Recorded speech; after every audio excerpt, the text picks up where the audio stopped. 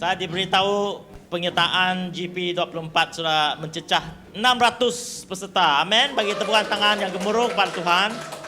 Inilah pertama kali ya rekod ini tercapai untuk gathering seperti ini, camp seperti ini ya.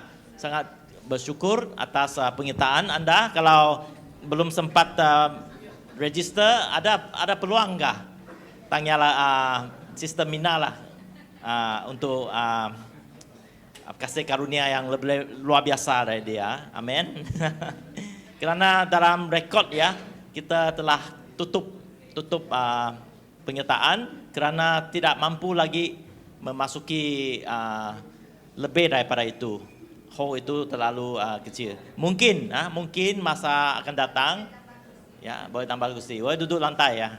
Okey. Mungkin masa akan datang ya, di Kuching kita akan adakan dengan tempat yang lebih besar supaya dapat menampung 1,000 orang ya. Satu pastor daripada sebuah gereja telah berjanji sama saya, dia akan buka gereja dia untuk kita. Wow, gereja dia ada kapasiti 1,000 orang. Puji Tuhan. Amin. Inilah yang luar biasa. Tuhan sangat bagus untuk kita untuk dapat berkumpul. Dan saya pasti untuk kita ke sana ada satu tujuan ya. Dan kita akan pelajari, kita akan meresap, kita akan diberi roh yang daripada Tuhan, yaitu roh generasi penuaian. Amin. Dan hari ini untuk kita sediakan ke kemah, saya ada satu tajuk ya. Tajuk ini adalah tentang apa yang kita perlu lakukan lah. Okey, adakah slide? Kegarisan. Sedia. Mula. Boom. Ya, boom. Okey. Shock kah semua? Macam terkejut ni. Kegarisan ya. Betul kah? Ya. Kalau kita mau menyertai pelarian, saya mau ingin satu orang yang pelari sini. Siapa pelari? Brother Alex. Untuk datang ke Alex Sambang ya. Untuk datang ke depan ya, sama dia tunjukkan bagaimana kita ke garisan sedia mula. Walaupun dia maraton ya. Tapi saya pasti ni cikgu sport ni, sport cikgu boleh tunjukkan. Cikgu sport ya. Ya, cikgu sport Alex Sambang ya sebagai peserta. Ni cikgu yang ajar ya. Bagaimana orang ya ke garisan ya, bagi tepukan ya mu ya. Ini ya. Ada dua cara. Satu adalah orang yang larian pecut ya, berbeza dengan larian maraton. Tapi Alex ni larian maraton ya. Sebelum Charles akan tunjuk pecut ya, larian maraton. Dia tunjuk pecut dulu Dia tunjuk maraton dulu. Kalau saya organizer, kebarisan semua peserta. Apa macam kebarisan? Kegarisan. Sedia bahu di depan. Oh, di kamu bang. Okey. Ni ya. Kegarisan. Sedia. Wah, angkat punggung. Dia ada blast tu, ada roket, ada view. Mula! Wah, macam ni. Wah. Ya. Kalau okey, thank you Charles. Ini untuk larian pecut. Kalau larian long distance berlainan. Ya. Long distance gimana? Kegarisan.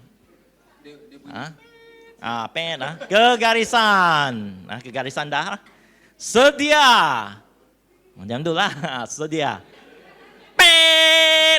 Inilah berbeza. Tapi semuanya ada konsep yang sama. Mereka bagi tepukan.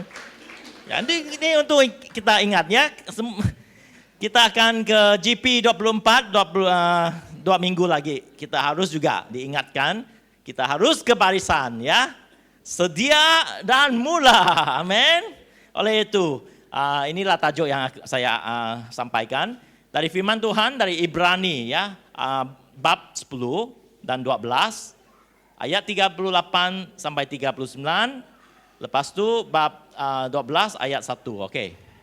Boleh lihat agak hitam ni. Okey, mari kita berdiri. Kita akan membaca firman Tuhan bersama-sama dan menghormati Tuhan dengan firman-Nya. Oke, Ibrani boleh lihat? Jelas? Bolehlah, kalau tak dapat lihat, dengar saja. Oke, kita akan baca sama-sama. 1, 2, 3. Sekarang orang yang benar akan hidup dengan iman. Tetapi jika siapa undur, jiwaku tidak meredainya. Tetapi kita bukanlah orang-orang yang mendundurkan diri dan binasa, tapi orang yang percaya dan yang beroleh hidup. Oke, ayat 1, bab 12. Oleh itu, kita juga yang dikelilingi dengan sebegitu ramainya saksi, hendaklah menjauhi beban dan dosa yang amat mudah menjerat kita dan berlari dengan gigih dalam perlombaan yang ditentukan bagi kita. Amin. Mari kita berdoa. Tuhan, kami serahkan masa ini ke dalam tangan-Mu agar Tuhan sampaikan firman-Mu ke dalam hati kami supaya kami disediakan kebarisan, sedia dan bermula melangkah ke depan. Tuhan, kami serahkan semua yang ada di sini supaya Engkau Tuhan yang berbicarakan melalui hamba-Mu, firman-Mu. Dalam nama Yesus kami katakan amin. Silakan duduk. Dalam satu perlombaan ya, kita mesti ketahui bahwa bukan semua orang dapat menyertainya. Betul? Hanya orang yang terpilih. Hanya peserta saja yang dapat menyertainya. Tanyalah Brother Alex, kalau dia ingin maraton ya, dia harus apa? Apa dia perlu lakukan? Register ya. Register, letakkan nama. Oh, saya mau ikut maraton. Kalau dalam larian pecutan, dalam sekolah, sukan, bukan semua orang yang akan masuk kan? Cikgu akan pilih. Oke, kamu pernah berlari. Kamu jadi peserta. Kamu akan diberi apa tuh? Satu nama atau nombor yang akan diletakkan di belakang. Oleh itu pada hari ini kita harus tahu bahwa posisi kita sebagai seorang Kristen di dalam Tuhan. Amin. Karena apabila kita tidak tahu posisi ini ya, kita tidak tahu kenapa kita datang gereja. Hari ini adakah kita datang gereja karena kawan kita yang ajak kita? Mungkin. Adakah kita datang ke gereja karena mak bapak suruh kita? Gereja, hari Ahad mesti ke gereja. Mungkin ya. Adakah kita datang ke gereja karena ingin melihat seorang di gereja? Saya bukan sini untuk menghakimi siapapun, amin. Tapi saya pasti bahwa kita datang ke gereja ada tujuannya. Dan kita harus tahu apa tujuannya. Karena Tuhan datang ke gereja dengan tujuan. Kamu tahukah? Tuhan juga ingin hadir ke gereja. Bukan kamu yang harus hadir, tapi Tuhan juga ingin hadir ke gereja. Dan Tuhan datang ke gereja ada tujuannya. Untuk menemu dengan Anda. Wow, tujuan ini luar biasa. Tuhan ingin menemu dengan kita di gereja. Mungkin kita datang dengan sebab-sebab berlainan, tapi Tuhan hanya satu sebab. Dia ingin datang menemu dengan Anda. Supaya kita dapat ada hubungan dengan Tuhan. Amin. Oleh itu gereja adalah sangat penting. Bukan bagi manusia, tapi bagi Tuhan. Untuk melihat manusia berhubung sama Dia. Yang datang ke gereja, kita beribadah. Kita memberikan hati kita kepada Tuhan. Kita menyanyi lagu firman Tuhan, mendengar firman Tuhan. Supaya kita tahu siapa Tuhan. Saya pernah, ini satu kebenarannya. Kalau kamu ingin mengetahui seseorang, apa yang harus kamu buat? Kalau saya ingin mengetahui Andrew, saya ini pakar dokter. Saya mau kenal Andrew, saya perlu ambil pisau, potong otak Andrew dan lihat otak Andrew. Betul kah untuk mengenal Andrew? Betul? Tidak kan? Kalau kita ingin mengenal seseorang, kita harus bersembang sama dia. Tanya pada dia, Andrew, kamu dari mana? Dari mana? Kita tanya soalan, dia menjawab. Apabila dia menjawab, kita kenal dia. Lama-kelamaan lebih kenal kita sama dia. Kita lakukan perkara sama dia, kita berjalan-jalan, kita telepon. Seperti kalau kita ingin kenalkan kasih kita yang orang yang paling kita cintai, kita harus sembang. Sampai handphone tu mau pecah pun, kita tak mau letak turun ya. Kamu dulu lah. Jangan, kamu dulu letak. Kamu letak dulu lah. Kenapa? Belum letak lagi. Macam itulah. Ya, betul. Saya pun ada experience kan. Sampai handphone tuh panas. Telinga pun panas.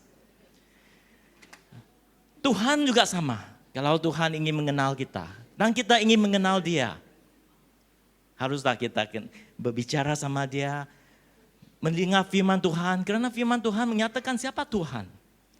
Inilah yang penting bagi kita hari ini untuk berhubung dengan Tuhan. Sebenarnya Tuhan telah memilih siapa yang Dia ingin berhubung. Antara berbilion-bilion orang di dunia ini, Tuhan memilih siapa yang Dia ingin berhubung. Dan saya pasti kalau kamu berada di gereja, Tuhan sebenarnya ingin menghubung dengan engkau, dengan kita hari ini juga. So bagi kita, sangat penting bagi kita untuk mengetahui kenapa kita datang ke gereja dan ambil posisi kita hari ini.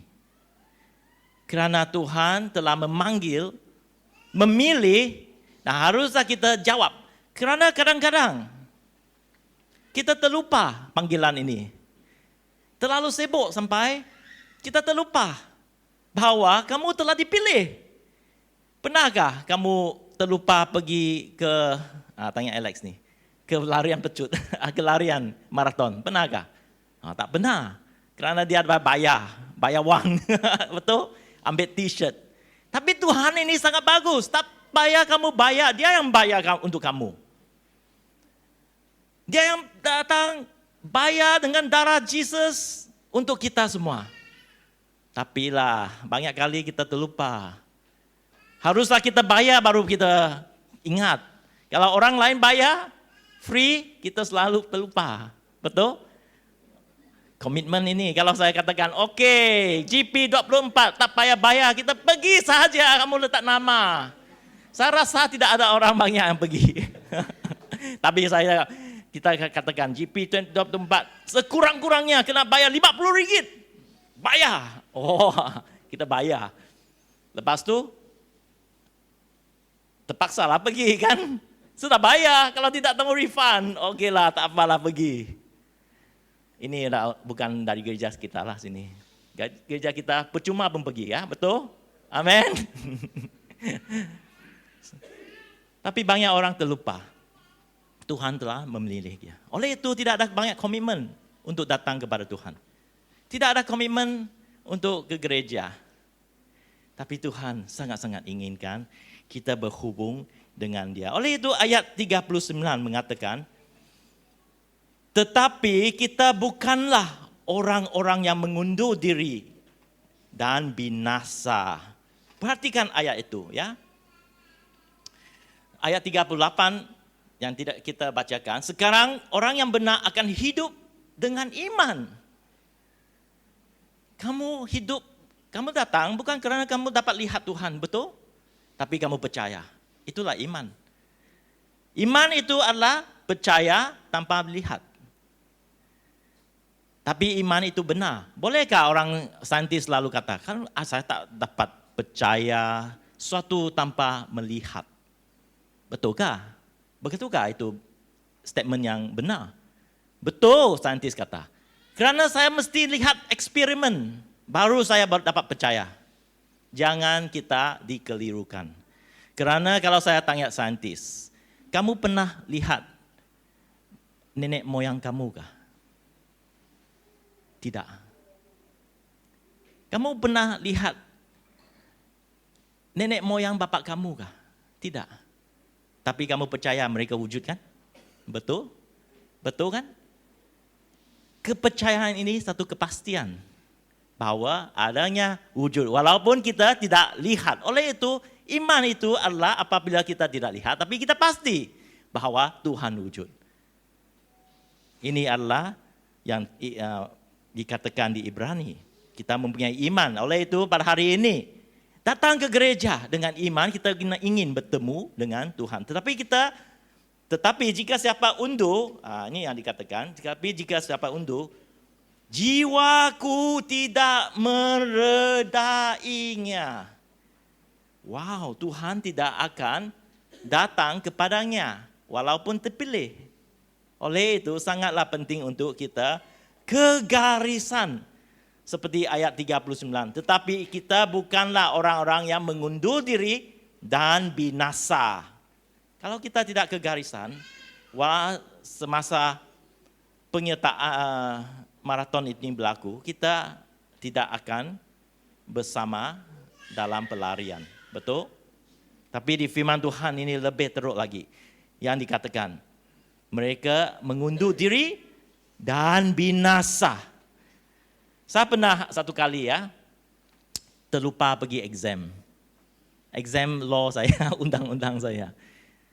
Cikgu sudah ada, hari ini mesti pergi exam. Tapi saya terlewat tidur, bangun saja. Apa hari ini? Lupa, terus langsung hilang otak saya. Sampai exam hampir setengah, almost the time hampir habis. Cikgu itu telefon saya. Mana kamu, Daniel? Saya sini di rumah. Kenapa kamu tak datang? Kan exam esok. Bukan hari ini. Wah, terus saya on fire. Wah.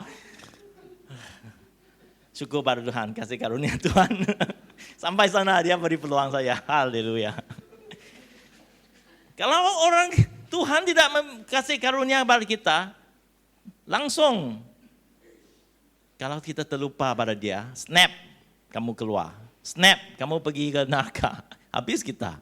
Tapi Tuhan masih bagi kita peluang sama peluang, masih bagi kita peluang sampai hari ini. Amin.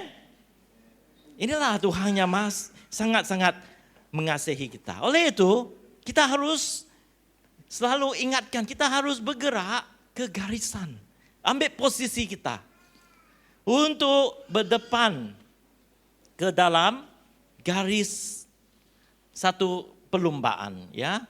Mungkin kita katakan, perlomba, saya tak suka melomba, saya ini tak suka bersenam. Tapi jangan takut, perlombaan ini tidak memerlukan kita bersenam. Perlombaan ini diberi oleh Tuhan kepada kita dengan kasih karunia kita. Tuhan, seperti yang kita dengar daripada firman Tuhan, 2 Timotius, ya tadi Charles ada katakan kan, Tuhan tidak memberikan kita roh ketakutan. Jangan takut untuk datang kepada perlombaan ini. Jangan takut untuk menyertai GP24. Jangan takut kalau kita masih lagi belum register kerana kita tak dapat leave atau tidak dapat apa-apa pun. Jangan takut. Ambil peluang ini saja. Katakan, tidak, saya ingin pergi. Kerana apabila kita mengatakan begitu, apa yang terjadi? Tuhan akan memberikan kamu roh kekuatan, keberanian. Walaupun kita takut, tapi Tuhan memberikan keberanian, roh kasih dan roh tata tertib. Amin. Roh berdisiplin, ya, yang kita katakan. Oleh itu hari ini saya ingin mendorong kita selalu mengambil posisi kita di dalam Tuhan. Firman Tuhan mengatakan di ayat Yohanes 4, ini yang disampaikan di ayat 4, bab 4 ayat 23. Akan sampai saatnya, malah sudah pun sampai, penyembah sejati akan menyembah Bapa dalam roh dan kebenaran. Kerana Bapa menghendaki penyembah yang sedemikian. Datanglah kepada Tuhan. Ambil posisi kita sebagai seorang benar dengan roh kita kepada Tuhan. Inginkan Tuhan dan inginkan kebenaran itu daripada Tuhan. Karena Tuhan melihat bukan cara pakaian kita. Banyak kali saya juga diberitahu orang di luar sana, saya tidak ingin menjadi orang Kristen. Kenapa? Karena saya melihat orang Kristen nih membuka dua. Oh, saya baru paham. Karena saya pun juga saya juga orang sebegini sebelum saya mengenal Kristen, sebelum saya mengenal Kristus. Saya juga membuka dua. Pergi gereja tapi keluar gereja berlainan cerita. Sampai ibu bapak saya tak kenal saya. Mereka ingin saya orang yang alim. Tapi di belakang mereka saya buat apa saja saya suka. Ya, inilah caranya. Kita we stumble people. Karena senang saja kita memakai nama Christian, tapi rupanya syaitan, ya, iblis. Tapi kita haruslah lihat kegarisan itu, maksudnya kita haruslah memastikan hati kita benar-benar kasih kepada Tuhan dengan roh dan kebenaran. Mengambil posisi ini. Tuhan telah mengatakan, saya telah menyelamatkan Anda. Saudara-saudari, posisi ini apabila kita masuk ke dalam perlombaan, orang Inggris mengatakan, you are safe. There is salvation, ya, perkataan salvation ini. Maksud perkataan salvation ini bukan sahaja diselamatkan, tapi dikitar semula. Dikitar semula. Kenapa kita dikitarkan semula? Bayangkan, sekarang sangat Abang Jo sangat suka ini perkataan renewable energy, ya.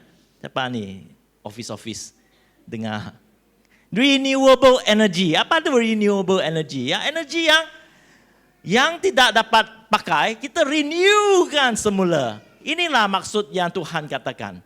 Orang yang binasa di dunia ini, orang yang telah tidak dapat di muka Tuhan, di mata Tuhan, tidak boleh pakai, tapi salvation, keselamatan itu datang supaya kamu diberi peluang, di-renew lagi sebagai orang baru. Amin.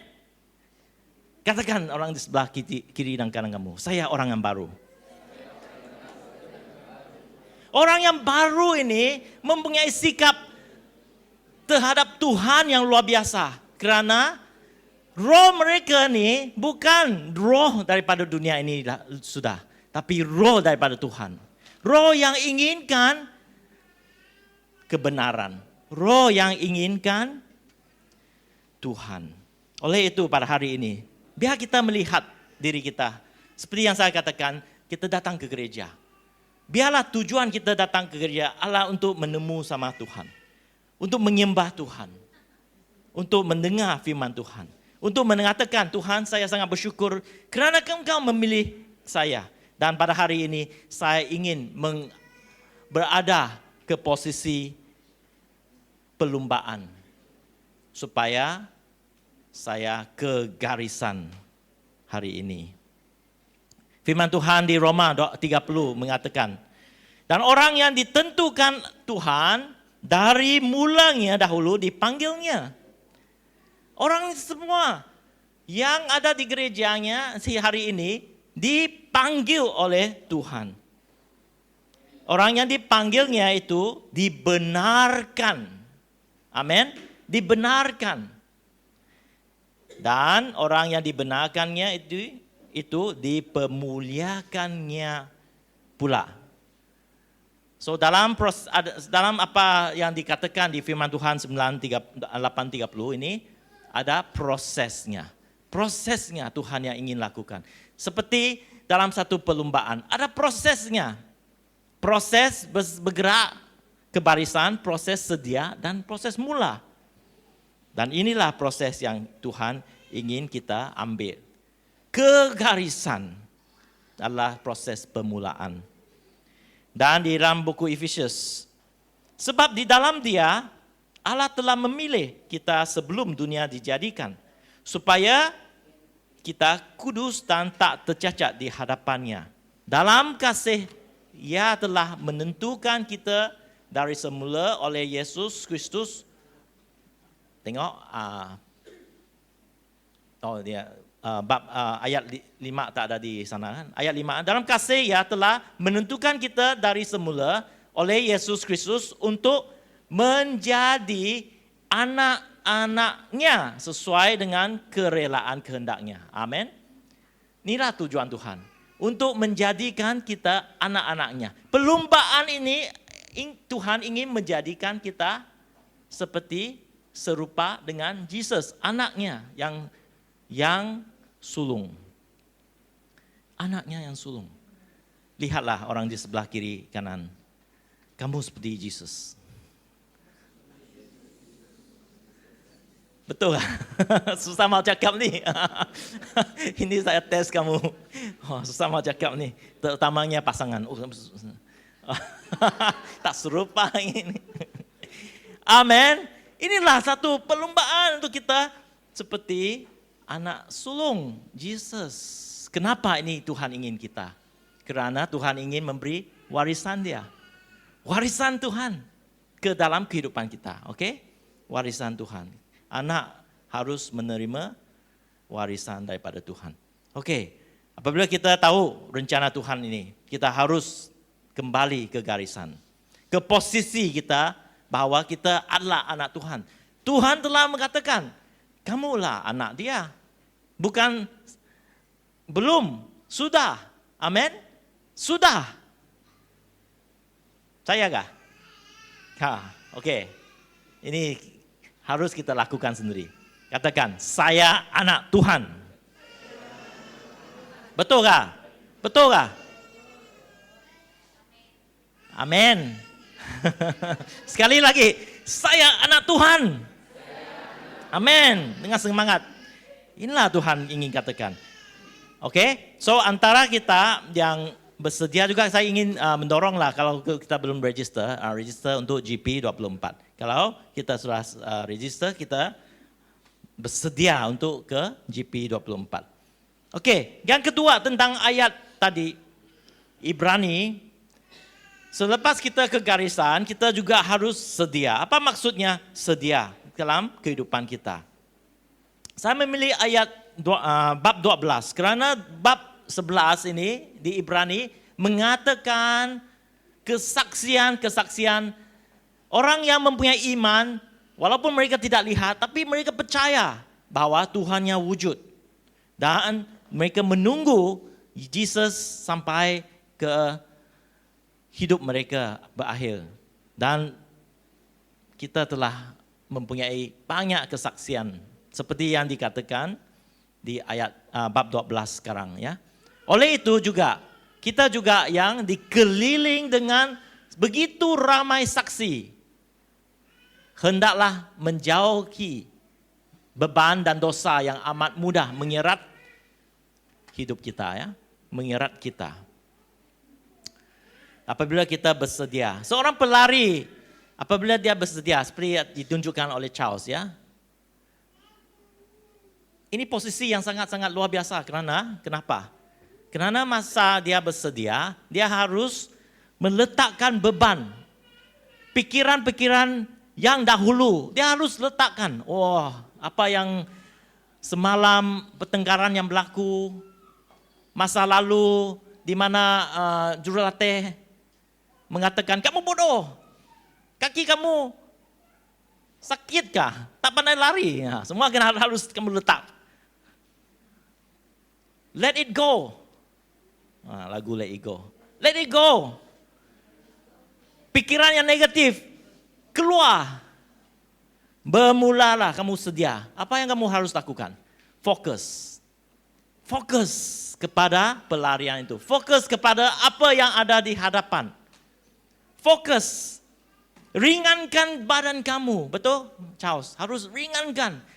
Pikiran kamu adalah seperti, kalau seorang pelari, tak tahulah saya ada Charles lakukan ini. suruh mereka imagine mereka adalah seekor burung. Ayam. Ibu ayam. Burung ayam layang. Supaya mereka ringankan. Tuhan juga ingin kita begitu. Pikirkan, kamu adalah anak Tuhan. Kamu harus ringankan beban-beban yang dahulu. Pikirkan, bukankah saja kamu berlari, tapi ada seorang penolong yang datang bersama dengan engkau. Oleh itu, haruslah kita mempunyai sikap begitu di dalam pikiran kita. Tapi apa yang dikatakan di Ibrani 12 ya? Oleh itu kita juga dikelilingi dengan sebegitu ramainya saksi, hendaklah menjauhi beban dan dosa. Ada beban, ada dosa, haruslah kita jauhi semasa kita sediakan diri. Beban itu datang dari mana? Beban itu datang daripada perbuatan-perbuatan yang telah berlaku dalam kehidupan kita. Perbuatan yang telah terjadi.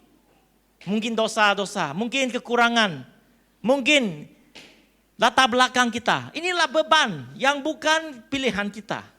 Tapi terlingkup dalam kehidupan kita. Betul? Saya juga banyak beban sebelum saya mengenal Tuhan.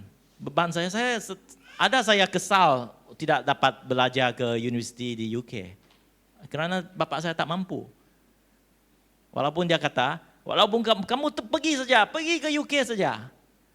Walaupun kami harus makan rumput, kamu pergi saja. Walah, hati aku sakit. Sampai begitu. Saya boleh katakan, oh Tuhan hari ini bapak saya memang tidak bagus, ya, macam kan? Kerana saya terhilang peluang untuk saya belajar ke negara asing. Tidak. Tapi saya tahu saya dapat menghilangkan beban ini dan sampai ambil semua peluang yang ada dalam kehidupan saya. Karena Tuhan masih tetap memberi peluang dan kasih karunia Dia. Amin. Inilah yang kita harus hilangkan beban yang ada, kerana beban ini sangat senang datang kembali dan mengetuk di dalam otak kita bahwa oh kamu berada di keadaan ini kerana dan menyebabkan kita rasa beban, harus pergi ke healing ya, healing rally. healing, cari tempat healing. Balik juga tak healing. Mau lagi pergi. Jangan healing selalu. Hilangkan beban itu. Katakan saya mau fokus pada benda yang betul. Saya anak Tuhan. Apalagi yang selalu senang melekat kepada kita? Dosa dunia ini. Dosa yang sangat-sangat senang. Apa dosa? Sebenarnya dosa adalah disimpulkan adalah benda yang tidak memuliakan Tuhan, itu dosa. Malas itu dosa. Kelebihan itu dosa. Ketidakfokus itu dosa. Kalau kita disuruh buat kerja, fokus lah. Ini, kalau tidak fokus itu maksudnya dosa, betul? Saya rasa itu betul juga. Karena Tuhan menyatakan, setiap yang kita lakukan, haruslah kita lakukan seperti kepada Dia. Amin. So, banyak perkara akan menjadi dosa kalau kita tidak memperhatikan dengan teliti. Dan Tuhan tidak ingin dosa ini selalu mengganggu berkat ke dalam kehidupan kita. Apabila dosa itu datang, berkat Tuhan tidak dapat sampai. Oleh itu kita akan selalu bergeluh dalam benda-benda ini. Hari ini kita harus katakan pada Tuhan, saya ingin lepaskan. Saya ingin fokus pada Engkau. Bersedia dalam perlombaan dengan Engkau. Mari kita lihat dalam firman Tuhan di Matius 11. Apa yang Tuhan janji oleh Tuhan Yesus. Di Matius 11 ayat 28, Yesus mengatakan, marilah kepadaku semua yang letih lesu dan berbeban berat. Aku akan memberi kelegaan kepadamu. Pikulah kuk yang dikupasang dan belajarlah padaku, kerana aku lemah lembut dan rendah hati, dan jiwamu akan mendapat ketenangan.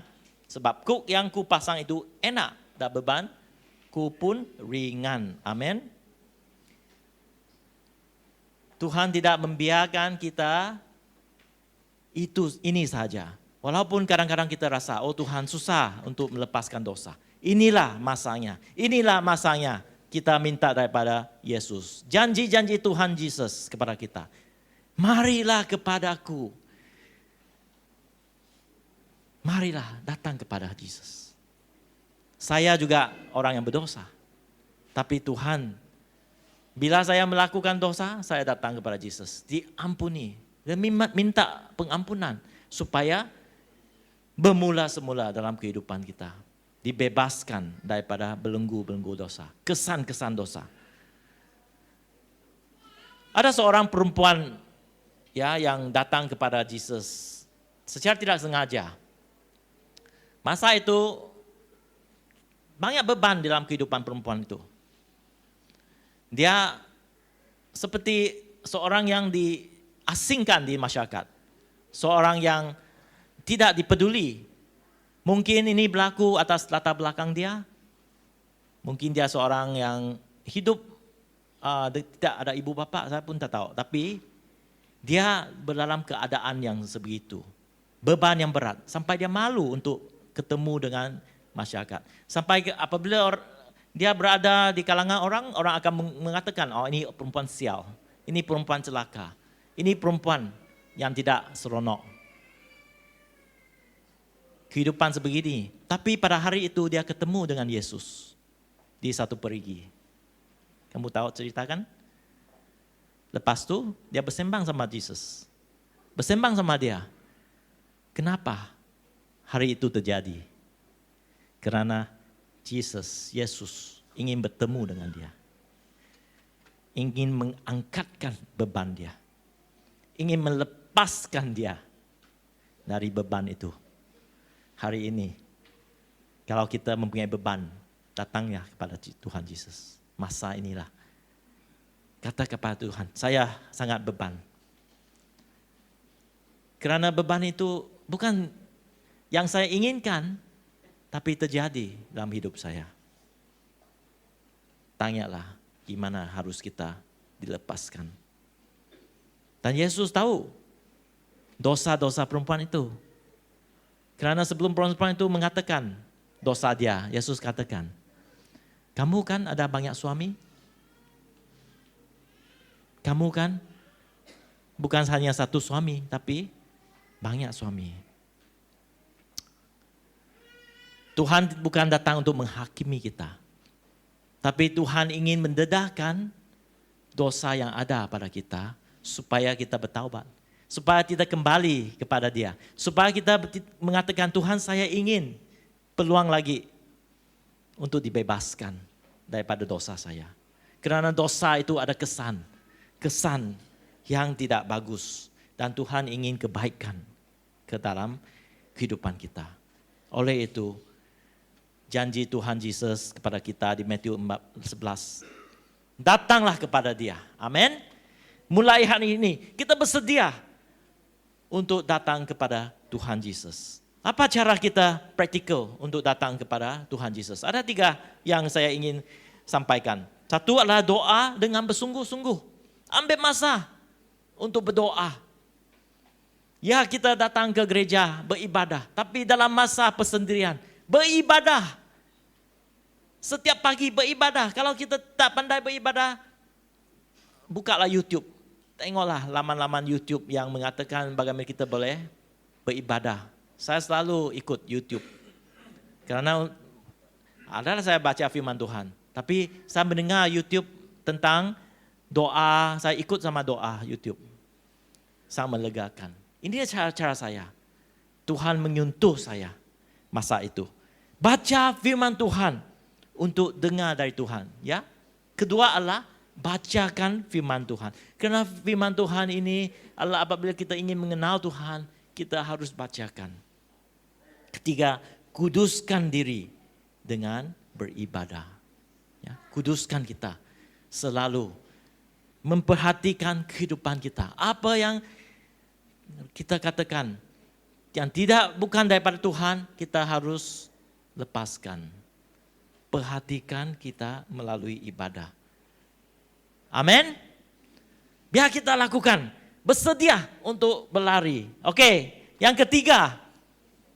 Tiga adalah mula. Bang. Mungkin hari ini kita tidaklah mula. Tapi kita akan ke GP24 untuk bermula. Oleh itu di bab ayat 12, seterusnya ayat 1, ayat 1 bab 12, seterusnya. Dan berlari dengan gigih dalam perlumbaan yang ditentukan bagi kita. Perhatikan perkataan. Tuhan telah menentukan perlumbaan bagi kita. Tuhan telah rencanakan jalan itu bagi kita. Ya, tapi apa yang harus kita lakukan? Berlari dengan gigih. Ada perkataan di terjemahan yang lain. Berlari dengan bertekun. Bertekun berlari. Tekun atau gigih. Berlari. Amin. Mungkin saya ingin katakan kepada kita. Dalam perlumbaan itu. Ada banyak perkara yang Tuhan memberi kepada kita. Kalau kita tahu maraton ya, selalu ada tempat, ya next slide, minum air kan, disegarkan ya. Ini tempat-tempat Tuhan menyegarkan kepada kita. So dalam rencana Tuhan, apabila kita apabila kita katakan Tuhan saya ingin berjalan dalam rencana kamu, walaupun saya tidak lihat, saya pasti adalah kebaikan. Inilah tempat-tempat Tuhan akan memberi kesegaran kepada kita ya. Amin. Ada juga orang yang dikatakan pacer. Ya kan Alex? Pacer ya. Apa itu pacer? Orang yang berlari bersama dengan kamu. Supaya kamu dapat bergerak bersama dengan mereka dengan pacing ya. Tuhan akan membekal saudara-saudari. Kadang-kadang kita katakan, perlombaan itu susah. Tidak, perlombaan itu senang saja. Kerana apabila kita berlari, mungkin banyak kita tak pernah berlari maraton ya.